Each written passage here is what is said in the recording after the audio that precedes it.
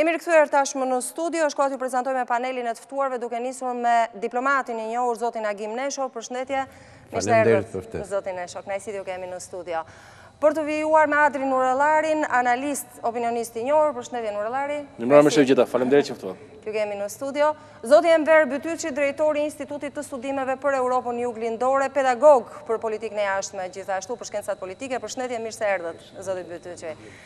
Dritan Hoti, pedagog për marrëdhëniet ndërkombëtare në Universitetin Mesdhetar. Përshëndetje, mirë se erdhët, zoti Hoti. Se ju gjetë.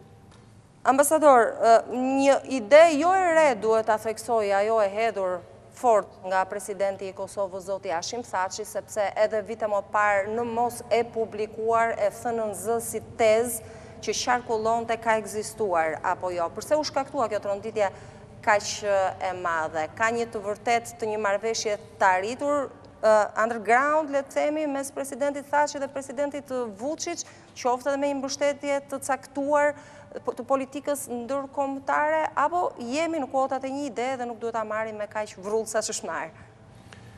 Jemi më shumë se një ide, për arsye sepse të dy liderat, sidomos presidenti i Kosovës, Thaçi, është artikuluar për një ide, duke krijuar një situatë të pazakonshme, sepse direkt në mënyrë të panevojshme, të pakërkuar, negociatat ndërmjetësuara me Brukselin, të dy liderave të Serbisë dhe Kosovës, nuk detyrojnë që të kalojnë në shkëmbim kufish. Edhe ashtu si që është diçka e shenjtë, sepse ka një proces për ndarjen e kufive, ka një rend ndërkombëtar që është shumë i rrept në vëzhgimin dhe ndryshime të tilla, dhe në ish Jugosllavin kemi të përcaktuar standardet e BE-s, atë që presidentja Kitarović e tha që këto rregullat e ndryshimit të kufive janë gdhëndur në gur. Pse? Për arsye sepse Komisioni Bandinter tha nëse do të bëhet shpërndarja e shteteve pjesëmarrës në Federatën Jugoslave, kufit e brendshëm të federatës do të jenë dhe kufit e jashtëm që do të përcaktojnë shtetet e ardhme. Domethënë, këtu kemi një situatë të re.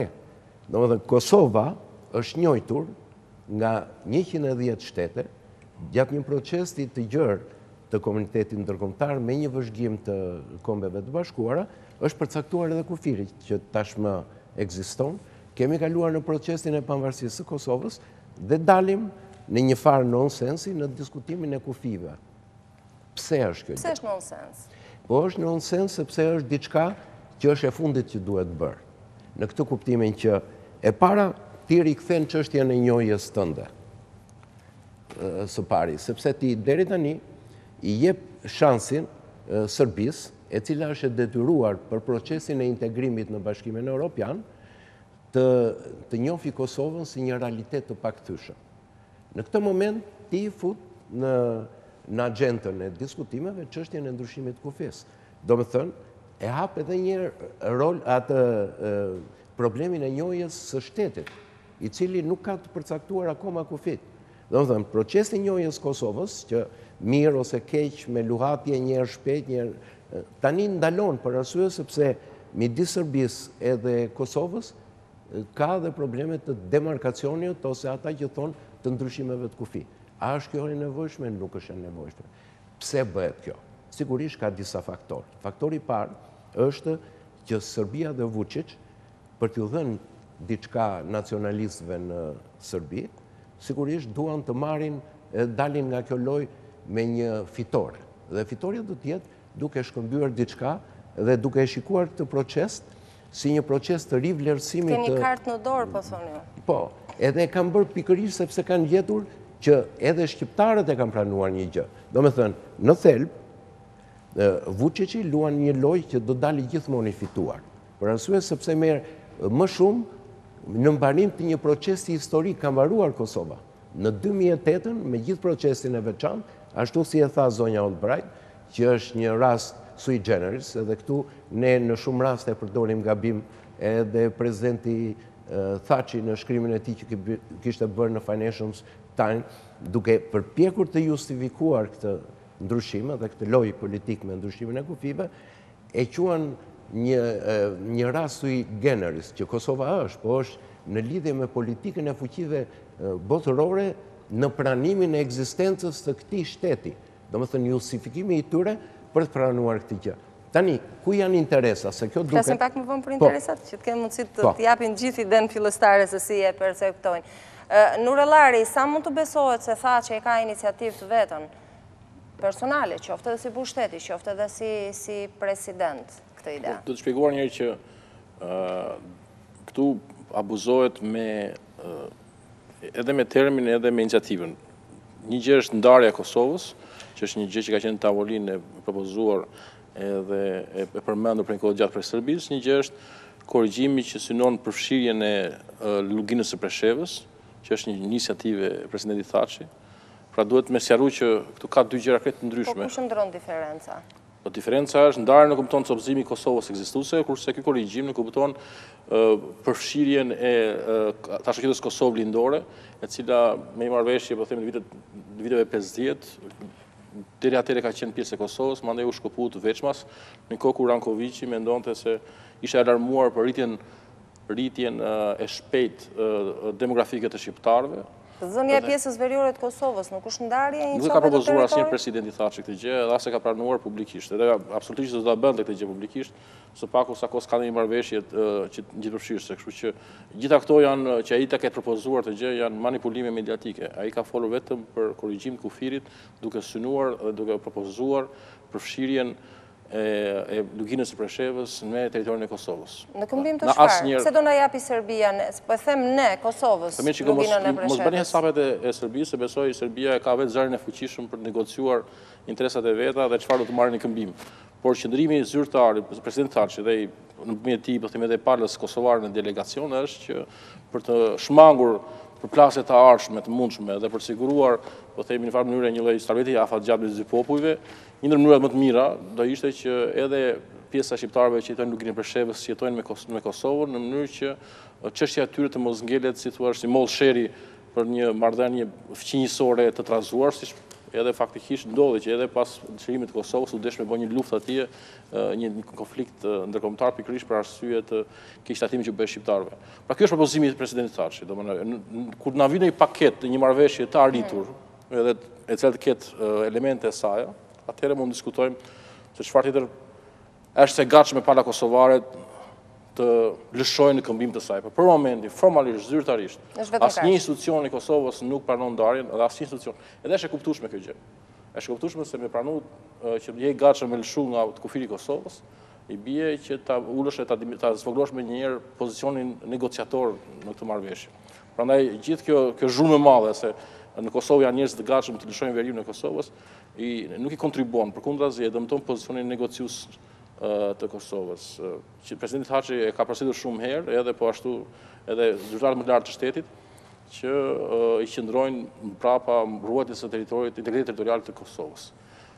Pra kjo është për ta sqaruar pak, sepse abuzohet shumë. Nuk ka propozuar asnjëherë presidenti Thaçi, as ka folur asnjëherë për shkëmbim territorial, as për shkëputje ose ndarje të veriut të Kosovës. Ka ndonjë nxitje apo mbështetje të një kancelarie të caktuar ndërkombëtare në këtë mes? Republika e Kosovës ka bërë një proces të demarkacioni me Maqedoninë në vitin 2008, i cili u finalizua pastaj në vitin 2009 dhe aty u desh që të korrigjojë kufiri, sepse në vitin 2000 Maqedonia kishte bërë një marrëveshje të saj me Jugosllavinë që ishte regjistruar në sekretariatin e sekretarit të përgjithshëm të OKB-s dhe që kishte marrë si formën e një marrëveshje ndërkombëtare të minjor, ku Jugoslavia, pra Serbi Malizi, ende nuk e kishte ndryshuar emrin, i kishte lëshuar një pjesë, një lartësi strategjike, pjesën jugore të Kosovës, e kishte lëshuar, sepse kishte edhe mandatin e vet me bëu këtë gjë, e kishte lëshuar Maqedonisë. Dhe kur ne negociuam me Maqedoninë asaj kohe për të demarkuar kufirin, u desh që të negocioni me të korrigjonim kufirin, sepse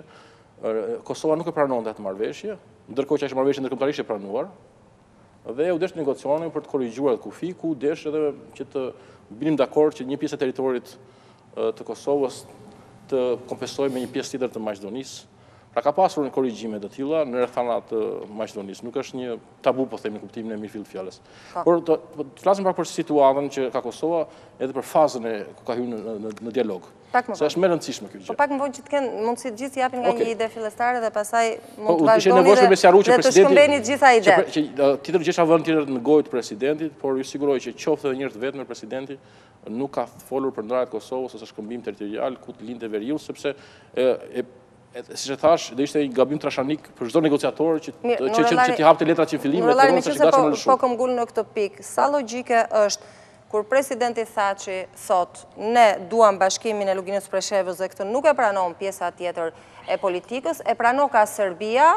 Dhe ndërkohë nga ana tjetër zoti Thaçi thot që Serbia po do të na japi luginën, se ky është konteksti, nëse i mbetemi tezës tuaj, po do të na japi luginën e Preshevës pa i dhënë ne asgjë dhe ata do njohin Kosovën dhe do arrihet në një marrëveshje finale. Madje sot para pak ditësh kishte dalë me një deklaratë edhe për liberalizimin e vizave, që do shtyhet deri në 2022-shin, në rast se nuk arrihet korrigjimi i kufive.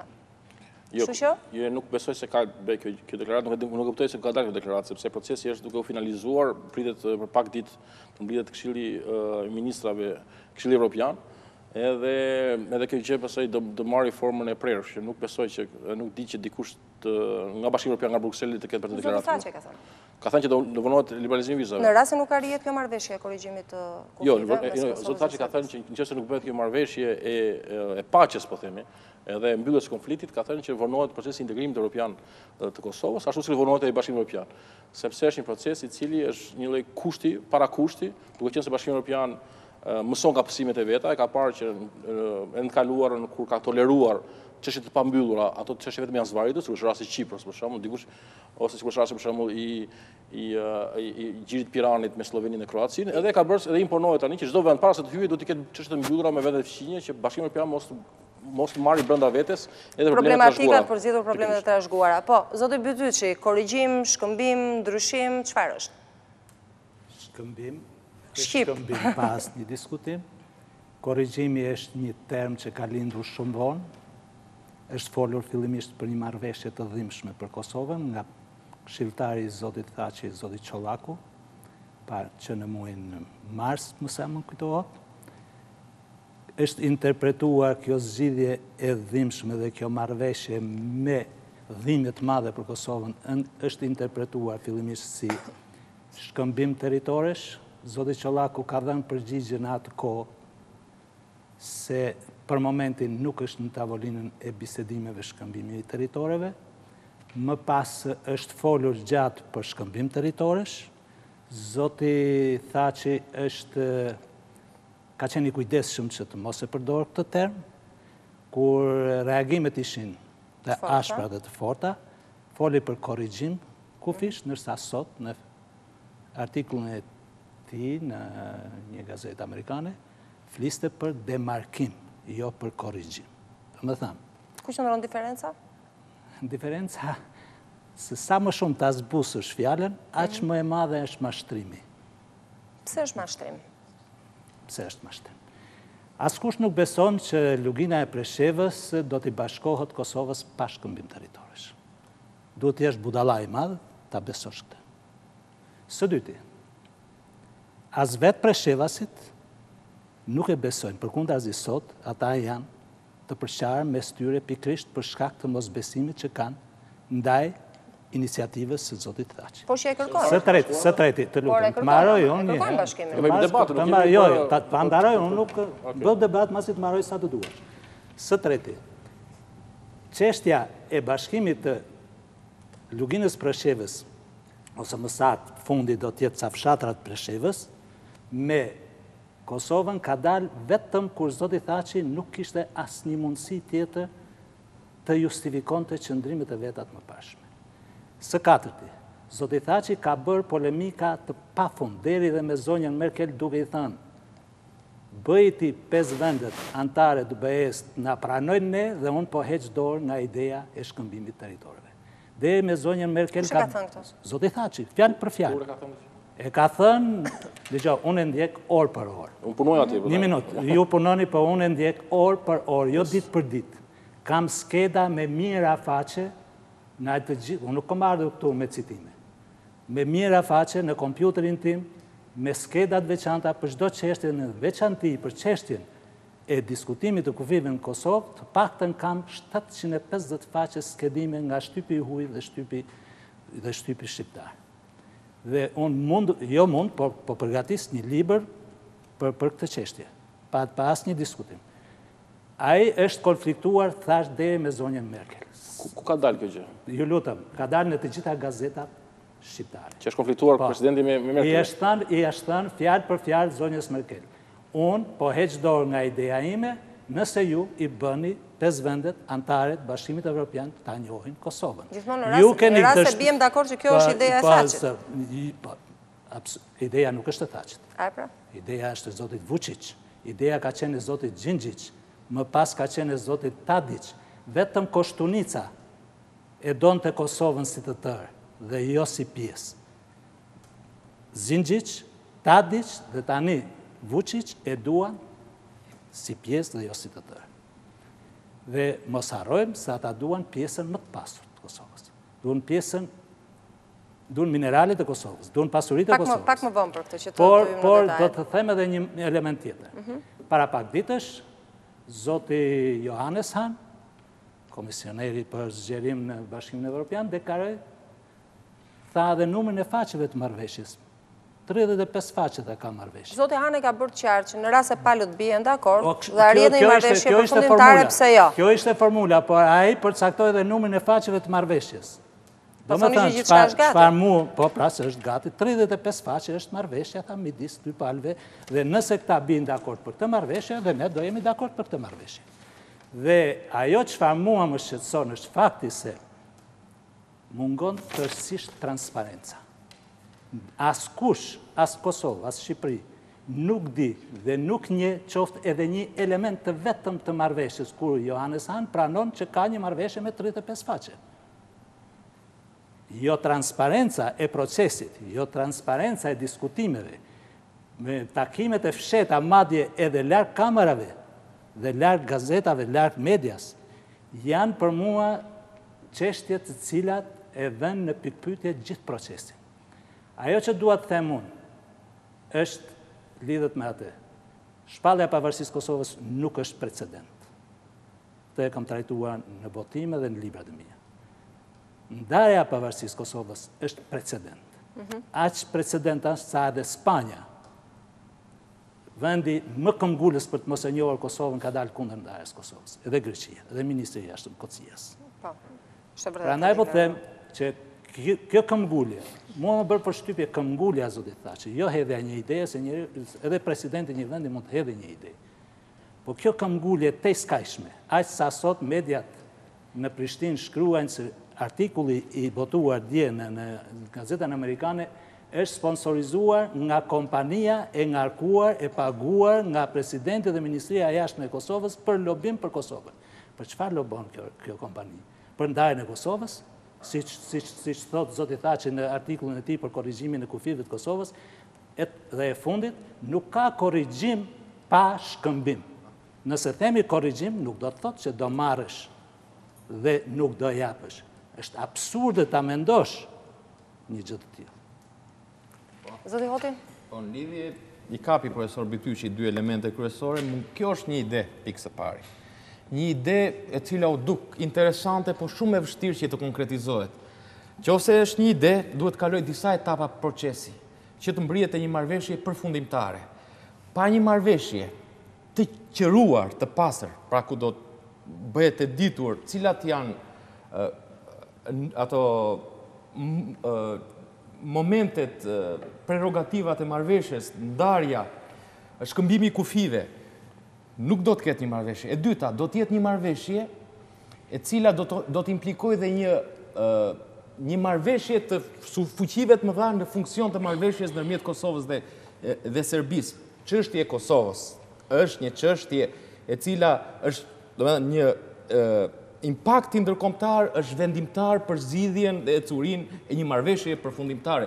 Duhet të ketë edhe një rakordim të fuqive të mëdha që të të mbrihet te marrëveshja përfundimtare e Kosovës. Kjo është ideja që ka shprehur Ivica Daçi, ministri i jashtëm serb, i cili tha duhet një Dayton 2, një konferencë ndërkombëtare që të përcaktojë. Vetë Kosova dhe Serbia nuk e vënë dot vulën kësaj marrëveshje. E ka shprehur ai, po do ke shprehur edhe gjëra të tjera përveç kësaj, sepse ai ka shprehur edhe që ka ndryshuar administrata Trump, qëndrim që është një spekulim, nuk mendoj që ka ndryshuar, se është proces, është një dosje e gjatë, pjesë e një procesi. Pra, është një ide e cila do të gjejë shumë vështirësi në konkretizim. Dhe pse duhet një marrëveshja duhet kalojë në etapa dhe të jetë transparente, një marrëveshje e qiruar. Po të shikojmë dhe deklaratën e Departamentit Shtetit, në qoftë se të dyja palët merren vesh dhe në qoftë se të dyja palët, kjo marrëveshje arritur nuk do të ketë efekte edhe në konstelacionin ballkanik. Faktori ndërkombëtar dhe rakordimi faktori ndërkombëtar, se Adri përmendi me drejt Kipron, do të jetë shumë vendimtar, po shumë herë më vendimtar se ç'ka qenë është dhe do të jetë në çështjen e Kipros, duke mbajtur parasysh sepse te Kipra gjithmonë duhet marrë llogari ose duhet për llogari pesha, fuqia dhe interesat e Turqisë, e cila është në gjendje të imponojë edhe vendime në mënyrë unilaterale. Kurse te rasti i Kosovës është një ide e cila duhet kalojë në një proces i cili duhet mbrim te një marrëveshje transparente dhe mandati jetë koordinuar dhe me një lloj pakëzimi nga bekimin nga ndërkombëtarët, normalisht. Fuqitë e mëdha nga faktori ndërkombëtar. Nuk ka rrugë tjetër. Unë mendoj që të... Ja, të japi një përgjigje që kishte Adri një ndërhyrje. E para njerë, kisha dy gjëra për sqaruar që tha zoti Bytyçi. E para njerë, nuk është e vërtet që negociatat bëhen transparente, por mësa 92%, 93% sipas listës së konflikteve të zgjidhura të Universitetit të Uppsala që mbahet si database më e mirë në botë për rizidhet e konflikteve, janë bërë negociata prapa dyerve dhe mandej kuptohet që marrëveshja kur dali për atyre negociatave bëhet publike. Madje negociatat bëhen edhe mes luftës, për shembull për daljen në akordet e Parisit. Luftën e Vietnamit janë bërë mbi 12 raunde negociatash nga 63 deri në 70 deri kur bëi ai marrëveshja akordet e Parisit dhe mandej pastaj u bë publike. Kështu që negociatat në përgjithësi bëhen prapa dyerve. Kosovës deklaroi që unë nuk e di se çfarë se do presidenti. Negociatat bëhen prapa dyerve sepse edhe kjo është natyrshme, është logjike thjesht, sepse askush politikan nuk do bën dot negociata që do merrë vesh se çfarë i gatshëm me lëshu për të marrë. Dakor. Dhe vetëm atë kur bërë ujdia. Vetëm pak te kjo pikë, jo për ta sqaruar opinion publik se është shumë rëndësishme gjë. Nuk ka presidenti i Republikës Kosovës marrë vendimin për këtë gjë. Që ty komiteti ndërkombëtar nuk po ta pranon. Nuk ka transparencë ose publike të negociatave. Ka transparencë pasi bëhet marrëveshje. Edhe marrëveshja për të marrë një marrëveshje. A ka tagër presidenti Thaçi, tari një marrëveshja do bëhet publike dhe nuk do... Nuk ka tagër. Nuk ka tagër sepse Kosova është republikë parlamentare. Ka që të shkeme të... Kosova është republikë parlamentare. Jo, ajde ta tregojmë atë nenin për presidentit. Kosova ka një president më të fuqishëm se vendet e tjera, edhe pse është republikë parlamentare. Kjo ka të bëjë, s'ka të bëjë kjo frapë kushtetuar më të ndryshe. Zotëri, unë nxjerr kushtetutën tani ta tregoj. Edhe kushtetuta vetëm për rastin e Euleksit ka dhënë tagër jo për miratimin e marrëveshjes me Euleksin fillestare, por për ripërtritjen që bëhet çdo 2 vjet të marrëveshjes i ka dhënë tagër presidentit vetëm për këtë rast. Po edhe sikur ta vendosi zoti Thaçi, a duhet ta kalojë në duke thënë, ajo do shkojë në parlament. Rasti parlamenti presidenti dhe çka bën zoti Thaçi duke përdorur këtë precedent? I është drejtuar gjykatës kushtetuese të Kosovës për t'i thënë që më jepni përgjigje nëse unë kam të drejtë apo jo të nënshkruaj një marrëveshje me Serbinë e cila nuk do të kalojë në parlamentin e Kosovës. Nuk shumë rreti gjë. Është botuar teksti i kërkesës së zotit Thaçi. Në cilin vend botës ndos? Asnjë vend botës. Ndodh në vende kjo që ka shumë e rëndë në fakt. Jo, nuk shumë rreti gjë. Po zoti Thaçi, unë me sa e kam dëgjuar zotin Thaçi është shprehur që në fundit do të jetë populli i Kosovës çfarëdo që presidenti me kompetencë profesionale të teskaj. Para njëri ja ke huqur kur çështja shikoj se po japim ato. Para ke huqur njëri që do të bërë negociatë bën transparente. Negociatat në përgjithësi prapa dyert me ndyrë mbyllur. Po shumë rëndësi sepse ne nuk kemi një marrëveshje ende propozuar. Nuk e di kryeministri për Felbi. Është vërtet kjo gjë. Unë mendoj 1 minutë. Leça deklaruani për konsum publik. Së dyti, se ata konsultohen takohen rregullisht. Së dyti që është rëndësishme, është mashtrim kur thuhet që veriu i Kosovës ka pasuri të mëdha. Rezervat në verinë e Kosovës janë diku te 7%. Sa? 7%. E të japë dokumentet ta citoj për të 7% të rezerva minerare të Kosovës. Aty ka një problem që është rëndësishëm, që është ujmane ose gazivota, i cili ka rëndësi për përdorimin dhe funksionimin e centraleve elektrik për të furnizuar për të ftohur. Por në aspektin e pasurisë natyrore, aty në aspektin e pasurisë natyrore, Trepça është poshtë, në jug, në veri është zveçan është vetëm. Jo, ku shtrihen. Nuk them ku fillon, ku shtrihen. Në veri në zveçan është vetëm një fantazë. Në zveçan për të shmangur të lloj pasaktësisht, është vetëm në zveçan, në pjesë e kombinatit Trepçës, është në zveçan është shkritoria, që ashtu kështu është teknologjia për mbetur, edhe nuk ka pas asnjë. 7% është rezervave dhe ta tregojmë në analizën e studimit. Po mos me manipulu me opinion publik duke thënë pas mëndojnë atje. Dhe është vetëm 5%, dhe është vetëm 5% e fondit të tokave të punueshme. Vetëm 5%, sepse është zonë balore edhe zonë që nuk ka toka të punueshme. Është një nga ekspertët... Duhet të ballafaqojmë resurset ekonomike apo natyrore me zgjerim të numrit popullsisë dhe të gjeografisë. Është ekspert, një ndër ekspertët më të mirë të Ballkanit, gazetari i njohur i Europës Lirë, ai në vitin 2004, është i cituar në librat e mi, ka shkruar: Serbisë nuk i interesojnë manastirë dhe kishat në Kosovë, i interesojnë pasuritë e Kosovës në veri të saj. S'ka pasuritë në veri të Kosovës. Po mirë, tani bota nuk e di që s'ka, shqiptarët e Kosovës nuk e din që s'pas kanë pasuri, ne e ditit që ka apo s'ka. Jo, zotri, mund të argumentoj, vim nesër t'ja të sjellun të analizat. 200 miliard euro dolar pasuri. Këto janë butaforike, këto s'ka lidhje. Janë butaforike, po janë studime serioze. Shumë serioze tregojnë tëra botime zyrtare të Kosovës. Këto nuk kanë rëndësi. Botime zyrtare, strategjinë minerare, strategjinë e zhvillimit të industrisë metalurgjike. Nuk më pëlqen ideja e relativizimit të çështjes, edhe sikur mos ketë pasuri. Po mirë, dakor. Kush është ai që duhet të japë territorin pasaktësia? Pse i pëlqen Vučićit? Mos pëlqen pasaktësia një. Pastaj flasim për relativizim. A ka ndodhur ndonjëherë në historinë e sistemeve të qeverisjes nga Hammurabi deri më sot që një president i një vendi vullnetarisht të shprehet i gatshëm të japi vendet e agresor dhe dhunues territore? Një shembull në historinë e kësaj. Nuk ka bërë këtë presidenti. S'është drejt paqes. Nuk është shpaqje. Sa mund të funksionojë ajo që zoti Thaçi ka përmendur, një korrigjim paqësor si në rastin belgo-holandez. Pavarësisht se nuk e di më aq sa kam lexuar unë. Nuk ka paralelizma se edhe 16 hektar. As hektar nuk bie, sepse 19 hektar, diçka tek 19 hektar tokë apo jo. Menaxhueshme as nga ana e rendit, as nga ana e... Ishte problemi që krijonte ngërç për sistemin kufitar ai rast apo jo? Jo, po ato janë marrëveshje që mund ndodhin në çdo vend. Çdo vend këto marrëveshje të tilla, të cilat bëjnë të mundshëm, domethënë veprimtarin efektive të komuniteteve të atyre zonave. Domethënë, në rastin e Belgjikës dhe Hollandës ishte problemi i zonave kufitare edhe të doganës. Nuk bënte të mundur sepse ishte nga pjesa tjetër e lumit. Duhet kalonte. Domethënë, janë gjëra të vogla teknike. Në rastin e Kosovës, për herë të parë propozohet diçka që ka të bëjë me thelbin e problemit ndryshimit kufive, që është një linje e kuqe. Duhet të them vetëm një gjë. Jo, do ta thoni, vetëm një pyetje për ta sqaruar, sepse në opinionin shqiptar, në pamje të parë, thuhet, po shumë mirë, le të marrin ato tokat ku jetojnë serbët dhe t'i bashkohen Kosovës dhe të shpëtojë lugina e Preshevës. Shiko, ju e thatë vetë edhe më përpara që nuk ka, edhe profesori e tha që nuk ka njeri tjetë aq naiv që të bëjë Serbia të lëshoj edhe më shumë territor nga sa është tani. Po ta shikosh të marrëveshje, këtu duket influenca e sërbëve. Kush ka litrojës, po thoni jo? Urdhë? Kush ka litrojës? Po, jo, unë po e shpjegoj shumë mirë. Edhe unë duhet të them që këtu është naiviteti i liderëve shqiptar dhe këtu duhet përmend jo vetëm zotin Thaçi, unë kam edhe iden që ai është një collateral damage. Domethënë, ideja e ndryshimit të kufive ose ideja e krijimit territoreve të mëdha si për Serbinë, ideja e Vučićit, ashtu edhe për Shqipërinë, ideja e Ramës, edhe Rama e tha shumë mirë në emisionin e kaluar. Tha, është një moment historik që do na iki nga dora, tha, pas 30 vjetëve do vinë. Domethënë, naiviteti këtyre liderave, duke bërë një aventurizëm të brendshëm edhe ka për problemin kryesor sot në botë, për të cilin po prononcohen gjithë fuqitë e mëdha.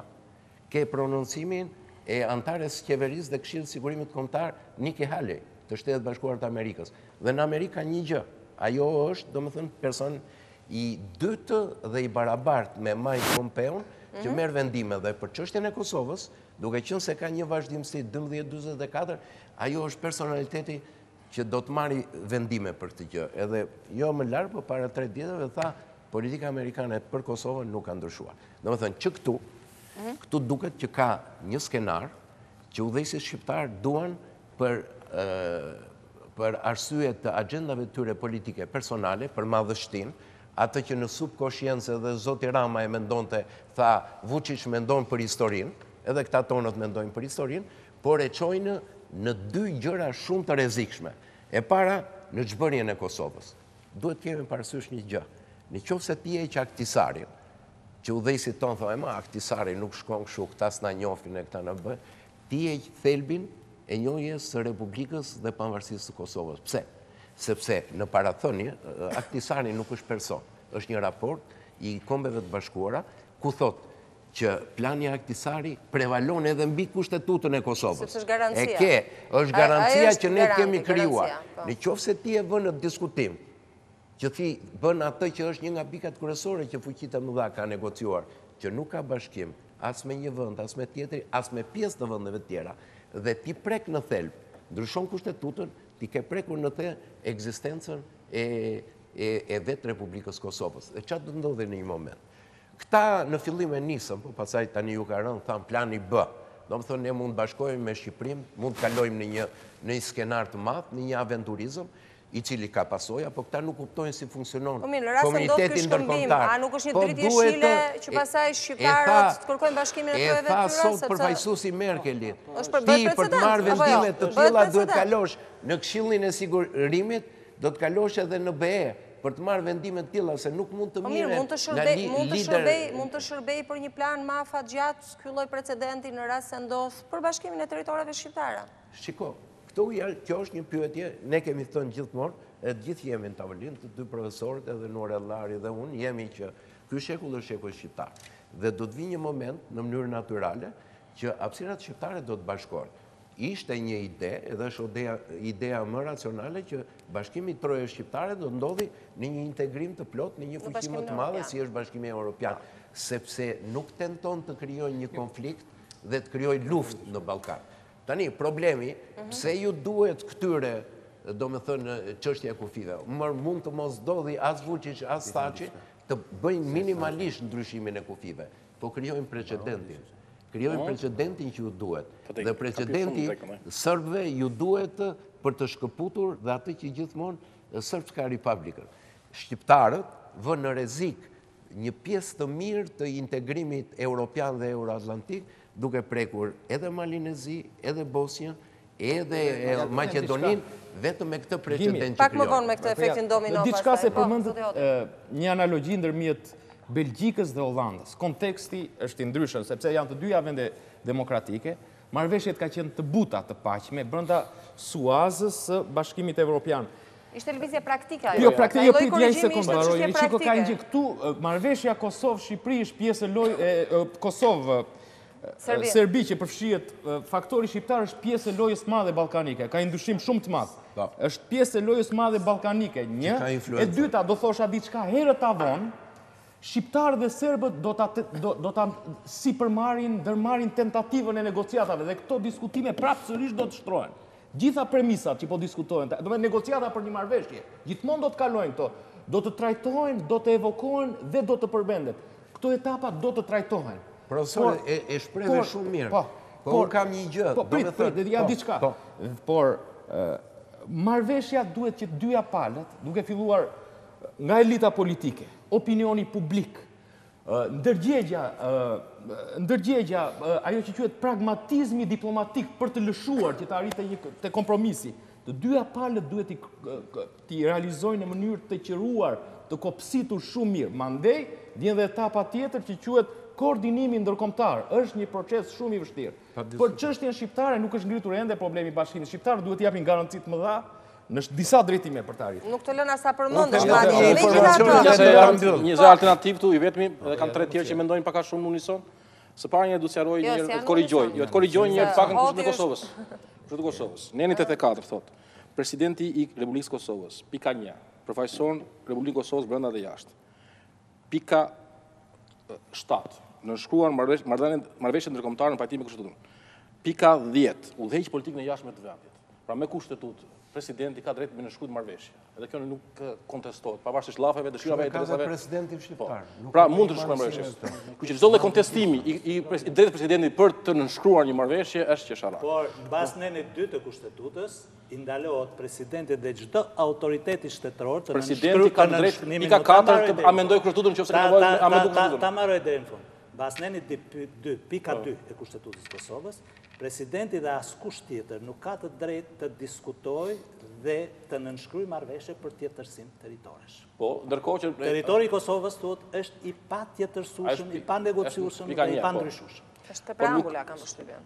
Jo, neni 2.2. Se parë herë nuk e bëmë në diskutim patriotizmin e presidentit Kosovës. Ju bini kundërshtyve vetën. Ju një herë thonin që është transparencë di marrëveshjen, tani thuhet me siguri të plotë që kjo marrëveshje ka të bëjë me ndarjen e Kosovës. Absolutisht. Kur ti dha për diskutuar. Ore pse u ngrit parlamenti dhe vendosi negociator të rinj? Kur e shikon kaq shumë. Së pari një herë ajo është politikë e brendshme. Kosovës thotë që politikë e brendshme i natit personal që ka në presidenti. Ç'ka Po jo, mos bëj. Unë do të jap një perspektivë pak më ndryshe, gjë, sepse për sa kohë nuk kemi marrëveshje, gjithë ata janë spekulime. Se marrëveshja nuk kemi marrëveshje ta prekim neve. Pastaj bëjmë debat sa duhet. Marrëveshja nuk miratohet. Atëherë është koha kur duhet të transparente, miratohet, transparetohet me vullnet popullit. Jo, atëherë bëhet debati, se tani është duhet të diskutuar. Po flet gjithë bota më. Sot ishte shkrimi i fundit ishte i Heritage Foundation, që është think tanku i Partisë Republikane. Janë drejtori i Institutit Politikës Jashtme, thoshte, i kërkonte administratës Shteteve të Bashkuara të Amerikës të shprehë hapur kundër ndryshimit të kufive. Së dyti, i bënte thirrje dhe nënvizonte atë gjë që tha dhe profesor Hoti. Ndërkohë që Thaçi thotë kam mbështetjen e Shteteve të Bashkuara të Amerikës. Sipas Bolton. Nuk mund të. Ai tha dhe i tha. A mund të diçka që në tjetër perspektivë. Jo, se ka një qëndrim ndërkombëtar. Po duhet me korrigju. Dakor, po ka një qëndrim ndërkombëtar pak konfuze sepse Merkel thot në asnjë mënyrë jo. Ndërkohë që Han thot në rast se këta bien dakord, mund ta marrin në konsiderat. Po Han e Mogherini janë pjesë tranzitore të administratës që ikën për 6 muaj. Ajo pa kohë po më ikën duke u vjekur me saktësuar me korrigju, por duhet të propozoj një linjë mendimi dhe diskutimi. E para një herë jo, ato na i propozojnë Juli. Unë nuk e di, po mirë, dhe unë kam lirin me folë këtu. Ne përpiqemi të hedhim dritë mbi gjithçka diskutohet dhe debatohet sot. Absolutisht, edhe në këtë këndvështrim do propozoj një tjetër linjë. Edhe diskutimi i parë që duhet diskutohet është sa është e nevojshme kjo paqe për Kosovën, sepse dikush thotë për shembull që edhe me presim. Nuk pa llogaritë kohën oportune. Ta mbaroj pak. Sa mund të realizohet paqja mes Kosovës dhe Serbisë duke bërë ndryshim kufish sipas vijave etnike? Që do të thotë izolim etnik dhe gjithmonë gati zjarri për konflikte. Nuk ka për të bërë vjet etnike sepse pjesa më e madhe serbe. Ndërkohë që Bashkimi Evropian pjesa më e madhe serbe është pjesë ligore. Kam jetesën multietnike dhe jetesën në diversitet. Pjesa më e madhe e serbe jeton se si do ndodhi Kosovës. Procesi zinxhir që ti nuk e merr vesh se ku ndodh. Pjesa më e madhe serbe është, prandaj nuk ka pastrim as homogenizim e shtetëror. Problem shumë të madh që por çështja është e tillë që Kosova do kuptoj që nuk ka më paqe, edhe shqiptarët kuptojnë që nuk ka më paqe ndëshkimore, punitive. Që ku humbsi i ngarkohen dhe detyrohet që të pranoj çdo lloj termi ose çdo lloj kushti pikërisht se është humbës, siç është rasti i Serbisë. Dhe gjithë ky diskutim faktikisht i ngurtësuar në pozicione dhe jo në interesa, dhe ky është problemi kryesor. Se gjithë po rinë në pozicione në istikame, por ndërkohë nuk po fokusojnë në interesa. Çka është minimalja dhe bazike që kërkohet në kushtet e negociatave. Interesi i Kosovës është ta zgjidhë këtë problem se çdo lloj ditë që kalon në këtë lloj konflikti të ngrirë ka kosto oportune të jashtëzakonshme për Kosovën. Ka kosto të mëdha në imazhin e vendit si një vend në një konflikt të ngrirë, si një vend pasigurt, në pamundësinë për të hyrë në OKB, që ka leverdi të ndryshme, për shembull për të kuriozitet tregoj që vetëm duke mos qenë në organizatën e ISO-s, Kosova humbet diku 60 milionë euro në vit. Vetëm duke mundësuar kodin fal marrëveshjes së dialogut, Kosova ka kursyer 50 milionë euro në vit që humbisin në pamundësi për të pasur një kod telefonik ndërkombëtar. Vetëm për visat që s'është antar i OKB-s. Ti nuk ke një demokraci funksionale në Kosovë. Ky është problemi kryesor. Këtë e pavërtet, edhe kjo është tezë serbe. Kosova ka një demokraci shumë funksionale. Nuk është as në Shqipëri. Siç janë gjithë raportet ndërkombëtare që nuk ka demokraci funksionale në Ballkan. Dhe është nevoja për ndryshimin e elitave. Dhe në qoftë se edhe ti si këtë gjë, si e zgjedhjeve Kosovë është shumë e mirë se këtu faktikisht. Atë ka hapje kutish, sekonde këtu, atë ka rivotim, ka rinumërim, galopan pa punësi që mos funksionalitet të si... Këto s'kam bërë me demokracinë, në nivel demokracia të ishë më lartë se sa fqinjet e vetë. Se Shqipëria se bashkë në përfitimit të Kosovës, në idenë e përfitimit të Kosovës nga një marrëveshje me Serbinë, unë jam bie plotësisht dakord me zotin Nurellari se Kosova përfiton nga një marrëveshje me Serbinë. Domethënë, ashtu si dhe Serbia dhe Kosova është e interesuar të ketë një marrëveshje e cila të jap fund konfliktit shqiptar. Me çfarë kostoje? Por, jam përsëri dakord me faktin që humsi nuk mund paguaj deri në centin e fundit. Por humsi, sepse kështu janë rregullat ndërkombëtare, në vitin 1918 është bërë një gabim dhe lindi një lëvizje e fuqishme që çoi në luftën e dytë botërore. Edhe kjo është parimisht shumë e drejtë dhe shumë e vërtetë. Por humsi duhet të pranojë së paku një ndjesë. Kjo është Minimumi të thot ndjes për këto 20.000 viktima, 20.000 përdhunime, për këto 60.000 banesa dhe objekte që i kam shkatruar, ndjes për këta 1 milion njerëz që i përzura me dhunë dhe i masakrovan. Për ata që janë akoma të zhdukur që nuk e dihet fati. Pra një ndjes është i detyruar ta bëj, po ai nuk e bën ndjesën jo se nuk e di përgjegjësinë dhe fajin që ka në luftën e Kosovës. Nuk e bën ndjesën sepse kërkon përsëri të marrë territorin nga Kosova. Duke kërkuar ndjesë, përfundimisht humbet çdo mundësi që ai të kërkojë territorin në Kosovë. E para. E dyta, nëse në këndvështrimin tim, nëse i qëndrojmë asaj se çfarë fiton Kosova dhe çfarë fiton Serbia nga marrëveshja, unë besoj që Serbia fiton shumë më tepër edhe pa ndryshimin e territoreve, edhe pa ndryshimin e territoreve, fiton shumë më tepër se sa Kosova. Amnistohet në një farë mënyrë. Faktikisht ka ndryshuar agjendën.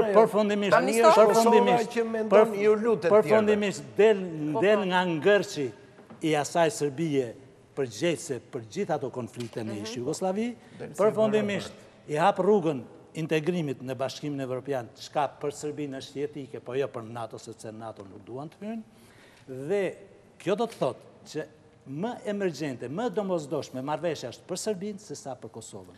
Dhe unë pikrisht këtë pyetje dhe këtë dilemë, këtë enim kam. Si është e mundur që presidenti i Kosovës është 10 fish më aktiv se presidenti i Serbisë, po t'japë edhe territori çfarë dushti dhe aman hajde ta nënshkryjmë të marrëveshje. Se do t'ua bëja këtë pyetje. Kjo më shqetëson. Se ka një arsye zoti Thaçi që nuk ngulin. Më shqetëson ndërkohë që presidenti i Serbisë duhet të jetë shumë i interesuar me kushtet edhe të pafavorshme për Serbinë të nënshkruaj një marrëveshje me Kosovën. Juli, diçka. Jo, në lidhje me ngërshin, se profesor Bytyçi ja është diçka shumë interesante. Pse mendon se Thaçi ka ngul kaq shumë? Thaçi ka diçka që zoti Nurellari tha që marrëveshjet, domethënë etapat nuk bëhen veprohet nëpërmjet opacitetit. Në një intervistë që ndoqa unë këtu në një nga kanalet shqiptare, ju adresua jo vetëm Kosovës, po edhe hapësirës shqiptare, ai bëri ditur vetëm atë pjesën e Bujanocit me dvegjes dhe kurse pjesën tjetër, po ka diçka.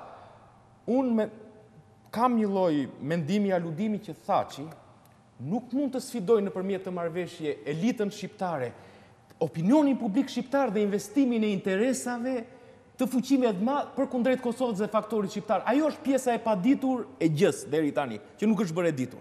Edhe ai nuk e bën të ditur, ka ngel si një lloj enigme. Ktu duhet parë. E dyta do të thotë, pritem dhe diçka, tha profesor Bytyçi për problemin e ngërçit. Serbia është problem socio-psikologjik edhe politik. Ata janë të mbrojtur ashtu. Edhe po të futen në Evropë, e ardhmja e Serbisë do të përcaktohet se si do t'i ruajë ajo raportet në këtë rendin e botror që po zhvillohet, që është flasim për Ballkanin dhe Adriatikun me Rusinë. Edhe një Serbi në BE nuk do të thotë që do ta pengojë atë t'i ruaj marrëdhëniet normale me Rusinë, sepse brenda BE-s ka shtete dhe rryma brenda kancelarive diplomatike që kanë një qasje tjetër, përkundrejt janë të nuancuara këto problematika. Jam dakord. Se para do thënë që Serbia ka vetëm një kusht, që është kushti për të hyrë në Bashkimin Evropian me një problem të zgjidhur. Dhe këtë ka kohë deri në 2025 kur është dhënë afati. Kurse Republika e Kosovës është një shtet në limbo, përkërisht për pamundësinë e njohjes nga edhe antarësimi në OKB. Avantazhi i dialogut edhe nevoja që ka Kosova është shumë e madhe se sa Serbia. Serbia nuk ka ndonjë pengesë të mbijetesës, edhe sepse është tashmë e konfirmuar e antarësuar. Mbasë nuk është vetëm OKB-ja, por Zvicra ka qenë antare në pjesën më të madhe të organizatave të specializuara të OKB-s, ku Kosova ende nuk mund të futet. Që se bëtë krahasim me Zvicrën. Qarë garancia kemi që fuqit e tjera që do të njohin më vonë? Sepse janë shprehur. Spanja do të njohin? U shpreh Moncloa para 4 ditësh, ka thënë që neve mbështesim procesin e dialogut dhe në varësi të saj do të qëndrojmë dhe ndryshojmë pozicionin e Kosovës. Lavrovi është shprehur po ashtu që e mbështesin procesin e dialogut dhe presin rezultatin, në varësi të saj do të ndryshojmë pozicionin.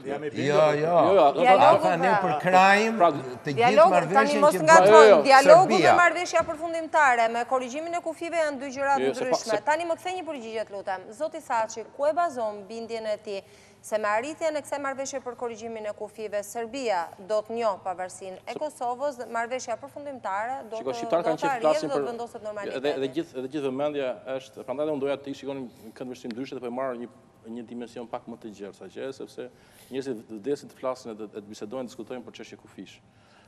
Do të parë që kjo është i komponenti i kësaj marrëveshje, sepse synimi dhe objektivi kryesor i Kosovës është siguroj njohjen, Shqipërinë është një traktat paqe, një marrëveshje paqe ligjërisht obligueshme. Pra, në qoftë se aty nuk ka njohje, atë nuk ka më ndryshim, nuk ka asnjë lloj kombinimi. Po mirë, duhet ta kërkojë Kosova, e ka kush nga BE-ja Serbia? Kosova e ka të domosdoshme për të zhbllokuar procesin e saj, se është i bllokuar. Nurellari, ne mendojmë që duhet ndihmojmë, domethënë disa politikanë që thonë që ne bëjmë agjendën e tjerëve, pas ke drejt. Kosova ka agjendën e vet, edhe ka procesin e vet të drejtë që bën atë. Pyetjen që të bëra më parë, në rast se kemi një korrigjim të kufive sipas vijave etnike, do të thotë Serbia thotë po, Kosova është shtet më vete, serbët e mi kam këtu, ju shqiptarët jeni këtu. Po kjo nuk qëndron sepse shumica serbe janë jashtë Kosovës. Dhe vijojmë, jemi armiq për vdekje. Kjo do thotë që nesër pas nesër mund të ketë. Po Kosova nuk ka për ta firmosur një marrëveshje. Kjo nuk është një traktat paqe, apo jo? Juli, për këtë jam duke thënë. Çështja e kufive që po diskutohet e korrigjimi është komponenti i marrëveshje më të madhe gjithëpërfshirëse, e cila në objektiv dhe synim kryesor të Kosovës ka një njohje reciproke, një marrëveshje ndërkombëtarisht obligueshme që pranohet dhe mbështetet së pari nga Bashkimi Evropian, si thua pagëzimori i procesit, mbështetësi dhe facilitatori dhe garantuesi i zbatimit të saj, dhe mandej dhe vendet e tjera të cilat janë shprehur tashmë që e mbështesin dalin një rezultat mirëkuptimi mes këtyre dy shteteve.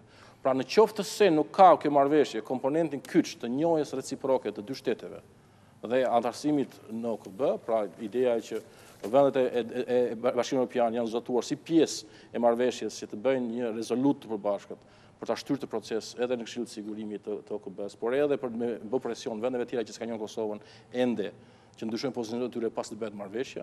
Kjo marrëveshje nuk ka për nënshkruar, se këtë është gjithë përfshirëse. Prandaj mos e shiko komponentin si të po flitet për kufi, sikur po ka marrë hartën ata dhe po diskutojnë. Qëllimi kryesor i kësaj marrëveshje është të arrijë një traktat paqe, një marrëveshje u di që se duhesh, çfarë terminologjie të vjet, të fqinjësisë së mira ku diun, por që jetë obligative për dy shtetet dhe të rezultojnë në një njohje reciproke. Dhe për të realizuar të gjëra... Sa mund të realizohet kur Angela Merkel, që ne dim shumë mirë fuqinë e saj në Bruxelles, sot jo. Sa mund të arrihet bekimi i Brukselit për këtë marrëveshje me këto kushte? Po nuk bëhet marrëveshje, nuk nënshkruhet, nuk bëhet, nuk ka marrëveshje. Nëse Brukseli nuk është favor, nuk ka për pas marrëveshje. Që ne nuk duhet ta njohim Kosovën. Nuk ka marrëveshje bilaterale këtë lloj. Kjo është lloj shumë palë. Nuk ka marrëveshje.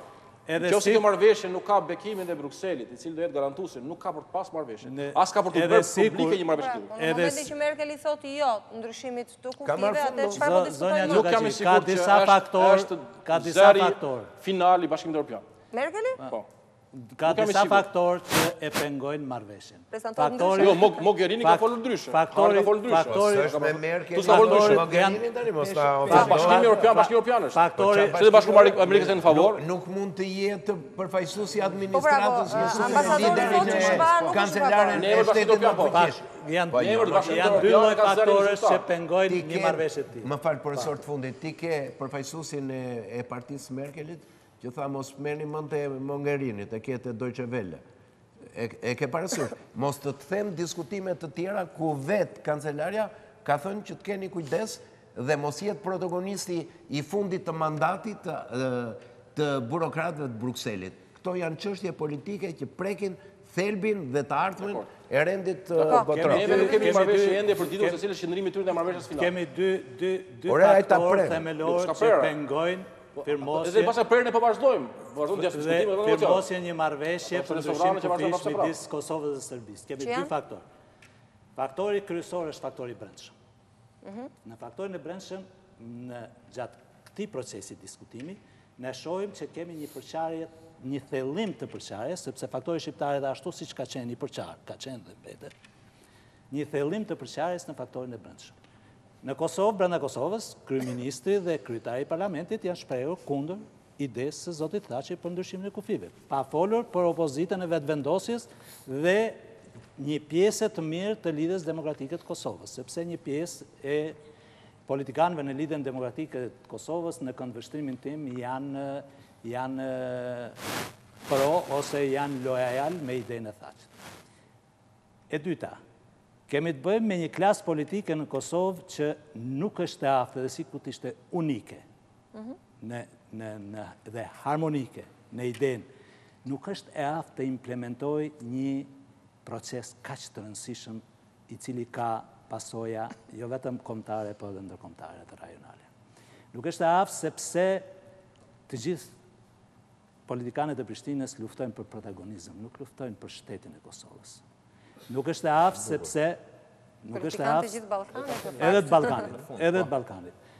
Nuk po flasim për Kosovën. Nuk është e aftë sepse një pjesë e mirë e politikës në Kosovë është e implikuar në korrupsion, por edhe në krim të organizuar, në grabitjen e pronave, në nepotizëm politik në administratën shtetërore, në kapjen e gjykatës, në kapjen e prokurorisë. Mësimin politikës pjesës brendshme. Jo, janë element, po t'ja vetëm një shembull. Sot janë arrestuar, dje dhe sot, 2 deputet të koalicionit qeverisës. Jo dje dhe sot, ka ditë. Laim Zeka dhe... Dje me Laimi dhe sot, partja dhe po, e qartë. Këta 2 deputet të koalicionit qeverisës janë arrestuar si presion ndaj kryeministrit të Kosovës. Kjo është ditur. Çka do thotë? Dikush në politikë, në majën e politikës, është, si thua, zot edhe i prokurorisë. Po mirë, kjo është politika e brendshme. Kjo është insinuatë.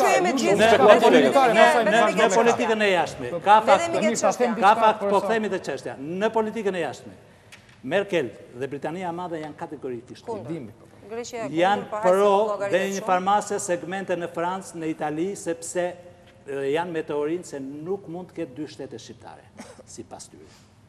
Unë më të na bashkojnë të na bëjnë një, se mos po themi. Po të na bashkojnë, po edhe nëse na bashkojnë, këta duan që të ndahet Kosova, të bëhet jo funksionale, të zhbëhet shteti, pjesa që mbetet të bashkohet me Shqipërinë, mbas bashkimit të pjesës që mbetet Kosovës me Shqipërinë, të krijohet mundësia Serbisë të krijojë një federat me Republikën Srpska dhe përfundimisht Rusia tjetër. Pra Shqipëri jo shumë e madhe dhe Serbi jo shumë e madhe. Serbi shumë e madhe dhe Shqipëri jo shumë e madhe. Se faktori kryesor për një zgjidhje përfundimtare marrëveshje nuk është as Hashim Thaçi, as Vučići, as Dačići, as Haradinaj, as elita politike kosovare, as elita politike serbe. Zgjidhja përfundimtare do të vi nga rakordimi, do jetë një prodhim i fuqive të mëdha. A ka ardhur momenti? Më falë, prandaj u bëra pyetjen, a ka mundësi që kjo ide të jetë thjesht Hashim Thaçit, kush po mbështet problematika kryesore? A ka ardhur ky moment tani? Protagonizmi i vetes tyre. Diçka tjetër, fuqitë e mëdha e curin, marrëveshjen përfundimtare, e zgjedhojnë, e peshojnë në përputhshmëri me skemat e tyre në Ballkan. A ka ardhur ky moment do të sjellë zgjidhjen. Mos të merremi vetëm me momentin aktual dhe nuk po shohim pak. Kjo është momenti përfundimtar. Më fal, ta mbaroj pyetjen. Pastaj peshën Mos kryesore. po merremi me momentin aktual dhe po harojmë të shohim pak më tej, pra të jemi pak më larg pamës, ajo që e përmenda një herë në fillim të emisionit, mund të jetë hapi i parë, qoftë si një proces i dhimbshëm, këtë e ka thënë dhe zoti Thaçi, që më vonë të çojë në bashkime të tjera. Çfarë do të jetë ky projekt? Çfarë marrëveshje do kalojë, do jetë transparente kur të bëhet, nëse bëhet, nëse realizohet, nëse përmbushen të topikat, prandaj është marrëveshje shumë delikate. Pyetja ajo që diskutojmë sot është a duhet realizohet? Jo, që ne kemi nevojë, jo. S'kemi nevojë ta diskutojmë. Që ne nuk e dim. Nuk e dim. Ka shumë vende, shumë raste kur negociatat shkojnë pafund. Do tentohet, domethënë. Nurellari nuk është, se s'më ktheu njëri për gjë, nuk është ndryshim kufish. Kush e mbështet? Jo, së pari një. Cila është kancelaria e qeverisë? Nuk dua të merrem me kësaj lloji gjëra sepse ende nuk kemi marrë. Ajo është. Po mirë nuk mendoj se është ajo. Mendoj që është e rëndësishme më madhe interesi i Kosovës. Edhe të sigurojmë një marrëveshje e cila së pari një përmbush më së miri interesat e Kosovës, së dyti edhe vullnetin e popullit të Kosovës. Shkon në interes të Kosovës? Dhe marrëveshjet nuk ka për të bërë një marrëveshje e cila nuk e ka bekimin e Brukselit. Pra ne ende jemi në procesin e një finalizimi të marrëveshjes. Nëse ajo marrëveshje s'ka bekimin e palëve që e kanë shtypur parat e procesit ndërkombëtar, janë garantues të zbatimit të saj. Washingtonit. Dhe të di si se Brukseli. Ta marroj pak. Pyetja është kush përfiton? Kosova ka një interes të do e mosdoshëm të jashtëzakonshëm ta mbyllë një problem, mos jetë një vend limbo me një konflikt të hapur që ende nuk njihet edhe sabotohet në arenë ndërkombëtare. Ka kosto oportune dita ditës çdo ditë që i mungon Kosovës pa u integruar në Adri, po çka ka ndryshuar 2 vjet përpara Thaçi, presidenti. Kur ke qenë ti jo ndale, ka thënë që nuk kalohet në ndryshim kufi. E ka thënë në Këshillin e Sigurimit të Kombeve të Bashkuara. Çka ka ndryshuar për këto 2 vjet nevoja e Kosovës? Se deri tani ka patur gjithë fuqitë e mëdha që kanë 2.7 miliardë ka dhënë Bashkimi Evropian për funksionimin e institucioneve, jetës, administratës e të gjitha për Kosovën. Është një investim real. Po ka që edhe Shtetet Bashkuara të Amerikës. Çka ka ndryshuar? Së pari një herë që nuk do ketë një marrëveshje. Nuk ka se si të ketë. Një marrëveshje e cila nuk merr në konsiderat vullnetin e palëve ndërkombëtare ose fuqive të mëdha që si dush, të cilat janë garantuesit të kësaj zbatimit të marrëveshje, dhe pa të cilët po themi nuk është nul kjo marrëveshje, nuk ka për të ecur, por që se nuk e merret bekimin e Brukselit edhe Washingtonit. Dhe së dyti, një marrëveshje e cila nuk do ka përdihet nga populli i vet. Kjo marrëveshje që do vejë, do shkojë, do bëhet pjesë e diskutimit publike, edhe rreziku është një marrëveshje, po që se është, po themi, ndryshime drastike dhe kërcënuese. Neve kur patëm probleme kalu një marrëveshje demarkacioni teknike me një vend aleat NATO-s, imagjino pastaj një marrëveshje me ish armikun historik. Kështu që mundësia me pas një marrëveshje kaq kontroversale, sa nuk e di marrëveshjen edhe nuk dua të spekulojmë i përmbajtjen e saj. Por nuk ka mundësi që të firmoset një marrëveshje, mendoj unë, kur nuk janë palët të rakorduara, por fshi edhe palët e treta për fuqinë e mëdha, dhe kur nuk merren në konsiderat a ka përdihet, a është në kjo me vullnetin e popullit apo jo. Sepse një marrëveshje e cila nuk kalon nuk ka vlerë. Dhe ne kemi raste nga më ndryshmet. Për shembull, kemi rastin e Kolumbisë. Kolumbia ka qenë 40 vjet në luftë civile. U bë marrëveshje pas 40 vitesh, një ndër konfliktet më të gjata. Ndërmjet palëve të brendshme aty ndryshim. Dakor, ta mbaroj. Tu flasim për negocimi. Dhe arritjen e një marrëveshje mes palëve që kanë luftuar me njëra tjetrën. E dim që nuk është intrashtetërore, jo shtetërore. Por nuk ka rëndësishme në këtë lloj paralelizmi që ju bëj unë. Ajo që është dramatike atje për shembull është që u bë referendumi i cili do ta vinte në jetë marrëveshjen. Edhe referendum dështoi. Pra populli kolumbian nuk e votoi marrëveshjen që ka bërë qeveria me Farkun, me këtë fraksion që ka bërë luftën terroriste për kaq shumë tempo. Pra është mundur në Kosovë. Prandaj dhe kjo është dramatike. Nuk ka paralelizëm njësoj, të lutem. Jo, paralelizmi është që një marrëveshje mund mos kalojë. Edhe nuk kanë njëjtur 110 shtetet, kanë njëjtur gjithë perëndimi. Ka të fuqitë kryesore në Kosovë, sipas Konstitusës Kosovës duhet të ratifikohet të bëhet. Pse e bën këtë marrëveshje? Dhe në qoftë se nuk ratifikohet nuk ka kuptim. Pse luan me ndjenja e popullit apo do të provokosh? Na e thua japur ku do të arish mo zotni? Ku do të arri kjo marrëveshje? Pse merr protagonizmin ti? Kjo është thelbi. Ti nuk ta ka kërkuar, Bruxellit ka thënë marrëveshjet që ke të bësh për administrimin e përbashkët. Nuk ka thënë ndryshim kufish. Pse del ti për këtë? Kjo që po thoni ju është e pavërtet. Po lexojmë, e kemi kapitullin e 35. Që fillim të këtij viti ka thënë që të kërkohen zgjidhje kreative dhe kurajoze për zgjidhjen e dialogut. E ka thënë që fillim të viti. Që kërkohet që palët jenë kreativ edhe të jenë kurajos për dalë kjo. Një marrëveshje, arritja një marrëveshje Kosovë-Serbi pa bekimin e ndërkombëtar vendosur. Palët kreative. Nuk realizohet. Ata janë deklaruar, kanë kërkuar që palët të shkëputen nga ato që marrin mëqena e të tregohen më kreativ. Ka qenë fjala kyç e përdorur shumë herë. Pra dhe Brukseli ka bërë presion që kjo çështje të kërkoj palëve që të dalin nga istikamet e tyre e të tregojnë më kreativ në kuptimin e gjithjes zgjidhjeve që mund të konsiderohet konvencionale. Pse konsiderohet shumë e rrezikshme për stabilitetin në rajon nga një pjesë e mirë analizës e diplomacisë dhe politikës një gjë e tillë?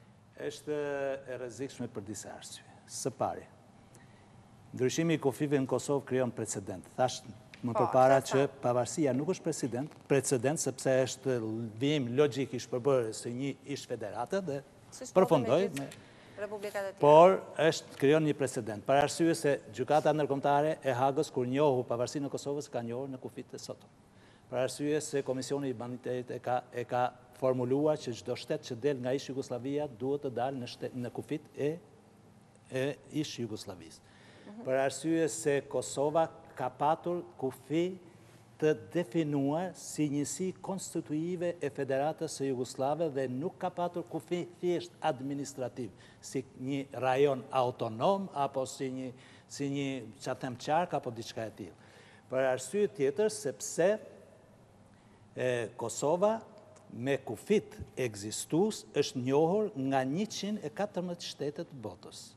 Dhe të gjitha këto shkojnë në kosh nëse bëhet ndryshimi. E dyta, ndryshimi i kufive në Kosovë nuk bëhet thjesht për të përfituar territorin nga Kosova, bëhet për të krijuar precedentin, për të thënë nesër se pse na pengonin neve të ndryshojmë kufit me Bosnjë-Hercegovinën, me Maqedoninë, me Malin e Zi, kur ne i ndryshojmë pa problem me Kosovën, mund të ndryshojmë pa problem edhe me këta. Dhe pa problem i ndryshon Serbia, sepse 33% e popullsisë Malit Zi janë Serbë.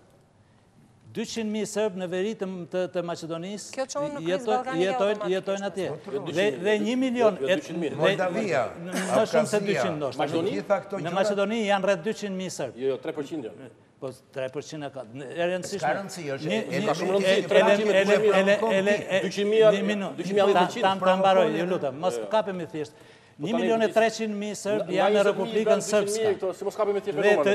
Dhe të gjithë këta do ngrihen dhe do kupojnë normalisht, po. Pastaj do ngrihen shqiptarët e Maqedonisë dhe do thonë ne jemi 700.000 shqiptarë në Maqedoni, atje ishin 30.000 Serbë në veriun e Kosovës dhe ju dha të drejtën të bashkohen me shtetin anë. Pse ne nuk dashka të bashkohemi me shtetin anë? Do ketë Maqedoni po të hikin shqiptarët nga shteti Maqedonisë? Nuk do ketë. Do ketë Malzi po të hikin 33% e Serbëve nga Malizi e të bashkohen me Serbinë? Nuk do ketë.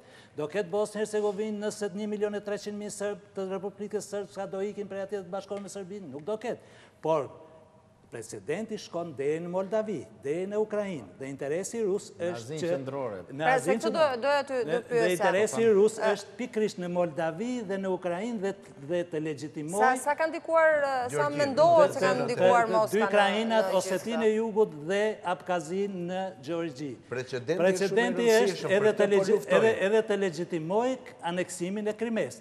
Të gjitha këto interesa ruso-sërbe... Kalojnë për te i Balkanit.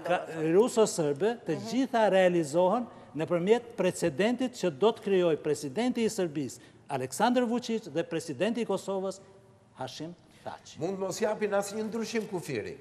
Të bëjnë një marrëveshje, të bëjnë ca korrigjime të vogla, po të mbetet që është precedenti që ne ndryshuam edhe korrigjuam edhe kufit.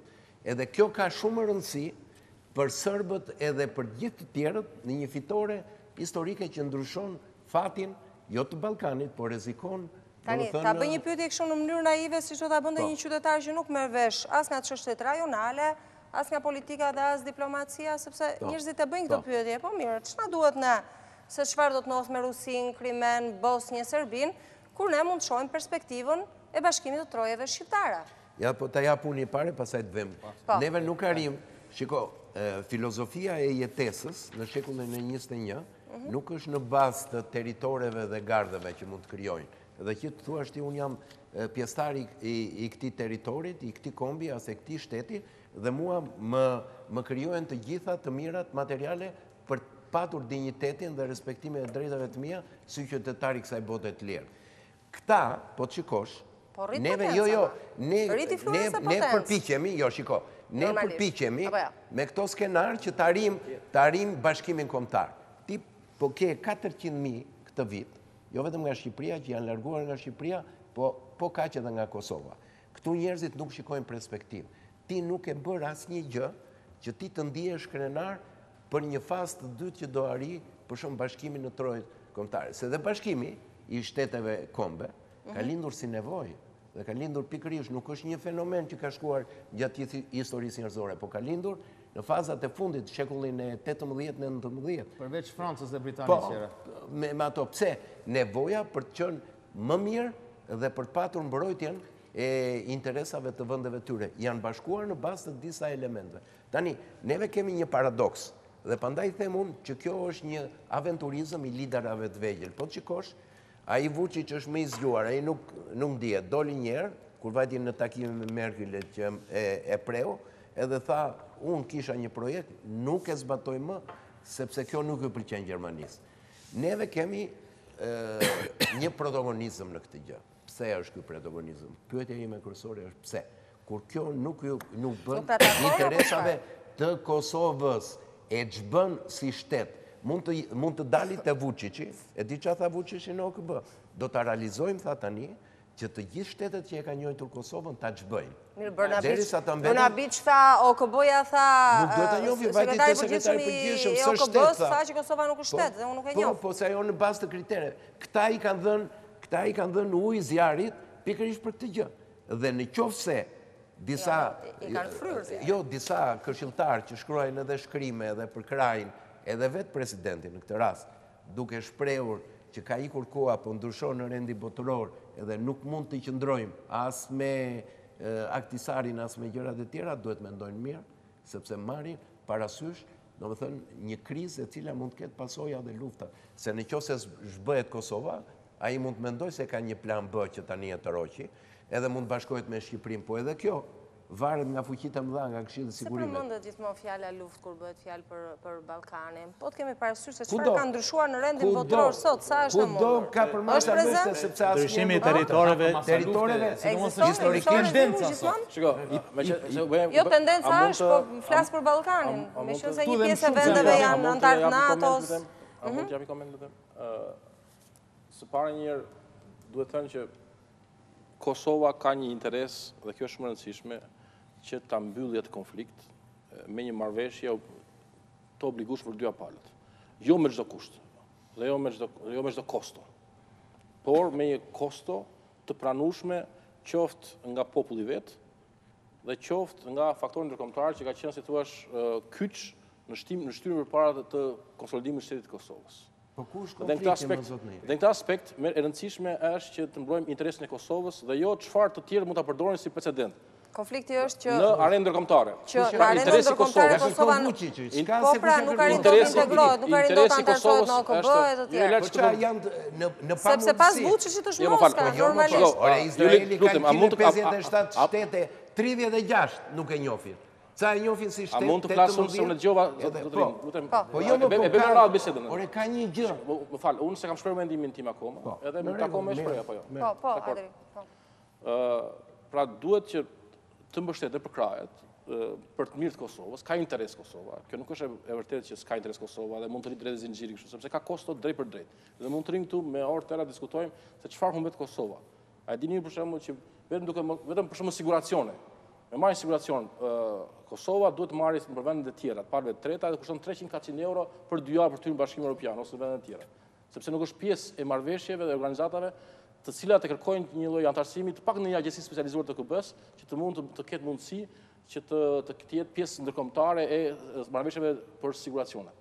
Për shembull, në kost një makinë targ Kosove e ka faturën 10 fish të Republikës Shqipërisë, edhe 15 fish, 20 fish të Serbisë, faktikisht.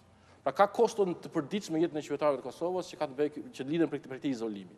Dhe ashtu ka kosto oportune, pra gjëra që mund të ishin realizuar, investime që mund të ishin afruar nga aktorë ndërkombëtar, po ta shikojnë Kosovën si problem të mbyllur, si problem të zgjidhur, pa në një kërcënim edhe pa problem të riskut politik që quhen ata. Se aty të vjen një tren nga veriu, vjen një provokim tjetër, bën një bllokim urrës aty dhe me njëherë ka një tensioni që i mban biznesmenët jashtë. Edhe e dëmton imazhin e Kosovës. Që Kosova ka interes ashtu përpara të proces, po e thash jo me çdo kusht. Kërkohet që padyshim që të kërkohet që të kuptohet po ashtu që s'ka paqe ndëshkimore, ku vetëm për hir të drejtës historike, po themi, edhe të faktit që qenë viktim pret që para tjetër të penalizohet, ai do jetë një marrëveshje ku dyja palët të pajtohen. Kosova ka bërë tashmë negociata. Nuk është e vërtetë kjo që nuk kemi në situatë po nisim sot. Ka qenë në 2011 që është duke negociuar Kosova me Beogradin. Edhe negociata të ashpra, me ulje ngritjet e veta për përplasje të jashtëzakonshme, të cilat i kanë leverdisur Kosovës, më shumë se sa Serbisë. Pse? Po ti tregoj me radhë. Së pari kemi marrëveshje të bërë për menaxhimin e kufive. Së dyti kemi marrëveshje për doganat, ku për shembull Kosova ka rimar kontrollin e doganave veriut edhe ka vënë në kontroll sistemin doganor, duke rritur prej asaj kohë që për marrëveshja është rritur 30 deri në 40% të hyrat doganore, të armat doganore të Kosovës, sepse ka vënë kontroll gjithë territorin. Kemi marrëveshje për shkrirjen graduale të strukturave paralele të mbrojtjes. Kemi diku te 300 serbë të veriut, të cilët kanë qenë për struktura, janë duke futur në proces filtrimi për të bërë policën në Kosovë. Kemi marrëveshje për sistemin gjyqësor. Vitin e kaluar janë emëruar 26 gjyqtarë dhe 13 prokurorë për veriun. Kemi marrëveshje për mos të zgjatim shumë këtë marrëveshje, se kemi për shumë rëndësishme me kuptuar që kjo nuk është përcjellim në lajm me të gjitha marrëveshjet që arrin. Juli, ti më pyete pse? Unë po tregoj pse. Këto janë marrëveshje drejt për drejt që kanë bërë shtetin e Kosovës më funksional, më të konsoliduar dhe kanë hyrë në interes. Kanë bërë marrëveshje për shembull për kodin telefonik. Marrëveshje kanë bërë krahasueshme fare me këtë që po diskutojmë sot. E para ky është proces që Kosova e ka bërë gradualisht dhe duke siguruar përfitime, po themi, drejt për drejta nga ky proces. Se Kosova konsiderohet kutia e Pandorës, në përsëritje edhe nga Serbia. Ta mbaroj pak. Në qoftë se bëhet fjalë për një marrëveshje të Qeverisë së Kosovës, nuk ka për të shkruar kjo marrëveshje nga presidenti. Se nuk kalon kjo, do të marrëveshje të marrë fuqi, do të shkojë të ratifikohet, do të shkojë në referendum. Sikurse është kjo e Maqedonisë. Kalon në referendum ose shkon edhe votohet. Me Greqinë. Pra në këtë aspekt nuk do ketë një marrëveshje që kjo ishte pyetja. Edhe Serbia, nuk do ketë një marrëveshje, konsiderojnë Kosovën kutia e Pandorës. Është alarm i tepruar, nuk do ketë një marrëveshje e cila, sepse para se më shkruaj ajo, palët që janë aktorë, që janë të rëndësishëm, do konsultohen. Dhe nëse ata nuk e merr bekimin, askush s'ka kurajën bëj harakiri e ta firmosi pa miratimin e Brukselit, SBA-s, aktorëve shumë të këshëm të kombëtar, dhe një marrëveshje ta firmosi vetë e nuk kalon nga populli vetë në parlament ose në referendum. Personalisht Pra, do ishte një vetvrasje që s'do të gjë. Dhe unë mendoj se ne ende nuk kemi mundësi edhe të drejtë me paragjykuar një marrëveshje që ende nuk është nënshkruar në plotësinë e saj. Po mendoj se ai njeri që negocion.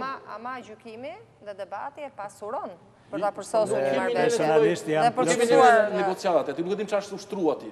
Personalisht jam plotësisht dakord me ato çfarë thot zoti Xhokaxhi, sepse çdo gjë do kalojë në parlament, dhe çdo gjë do kalojë në parlament, çdo gjë do të mund të shkojë edhe në referendum, natyrisht jo me pyetjen a do të bashkohet Lugina e Preshevës me Kosovën, sepse nuk është referendum ky, por me pyetje decizive të cilat shprehin për mbajtjen e referendumit.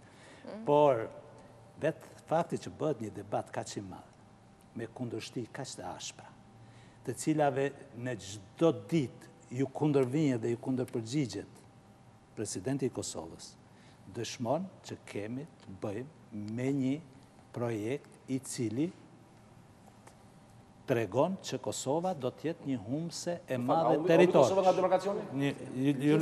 Ka humbur. Ka humbur nga demarkacioni dhe kemi tu një raport, kemi tu një raport, se më kujtove këtë, një raport besueshmërie. Zoti Thaçi, kur kanë filluar bisedimet me Serbinë, është shprehur kategorikisht për bisedime politike. Kundër, kur Ban Ki-moon hartoi 6 pikat e planit të bisedimeve. Dhe shkeli mbi atë betim, dhe jo vetëm që bëri bisedime politike, por bëri bisedime dhe për të krijuar një shtet serb brenda Kosovës.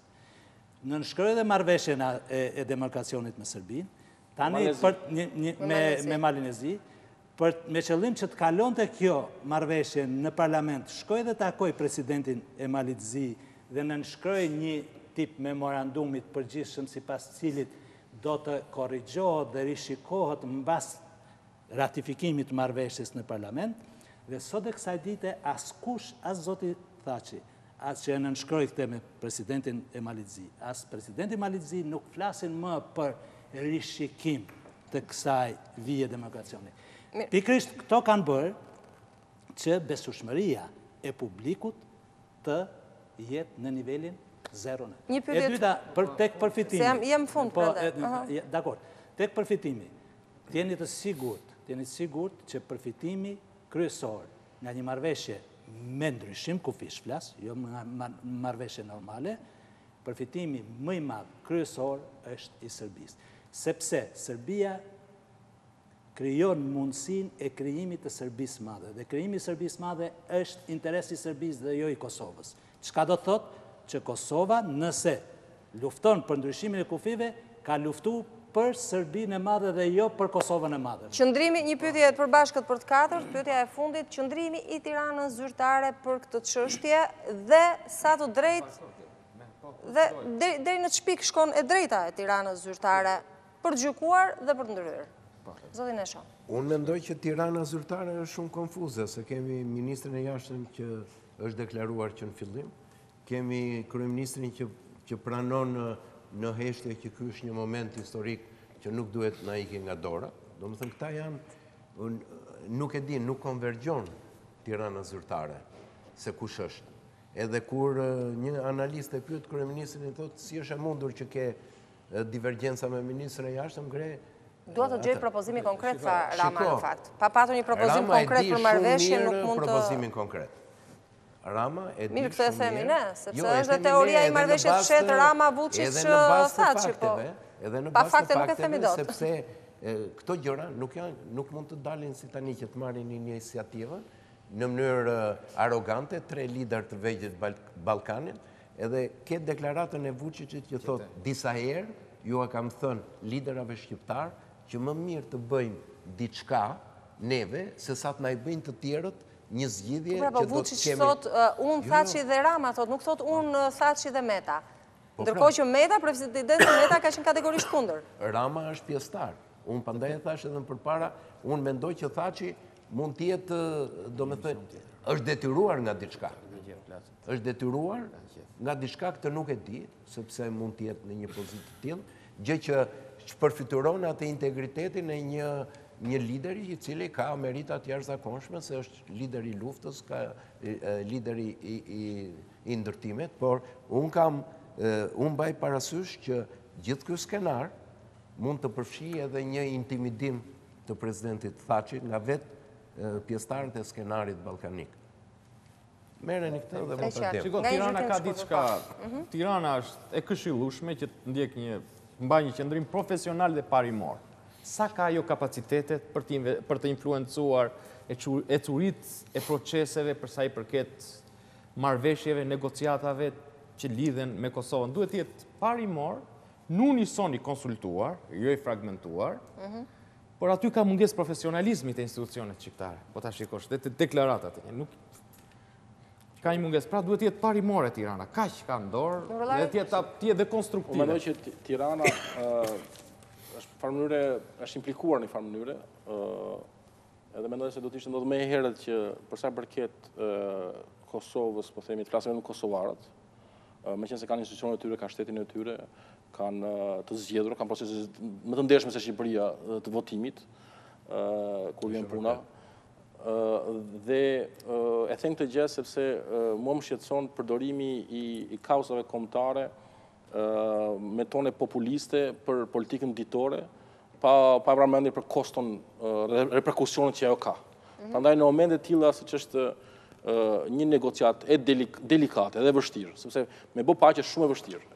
Edhe njerëzit edhe ka paqe berës që pikërisht sepse ka njerëz që mendojnë se mund të ishte realizuar edhe mund të arritur më shumë në atë marrëveshje, ka paqe berës që edhe janë vrarë nga ekstremistët. Kemi Jacques Rabinin në Izrael, kemi Anwar Sadatin në Egjipt pas marrëveshjes me Izrael, kemi Michael Collins që bën marrëveshje me Anglinë në Irland, kemi Mahatma Gandhin që është vrarë nga ekstremistë hinduistë. Pra ne kemi, është shumë e vështirë me bë paqe, edhe shumë e vështirë edhe mos kujtoni se është e lehtë për Serbinë.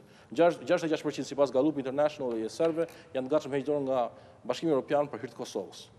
Do më është një proces i vështirë, edhe në tjera raste, mirë është mos me abuzu për politikë ditore, duke marrë tone të tepruara nacionaliste dhe duke i shitur, po them, aq më tepër që Kosova ka institucionet e veta. Pra në këtë rast, politika shqiptare më mirë është që mbajë një qendrim parimor dhe distant, respektues në institucionet e Kosovës. Një konkluzion të fundit. Mendimi im është se liderët politik në Tiranë, përkatësisht zoti Rama dhe presidenti i Kosovës, janë në dilemë dhe përpiqen se si të ndihmojnë daljen e Aleksandar Vučić nga situata ku ai është.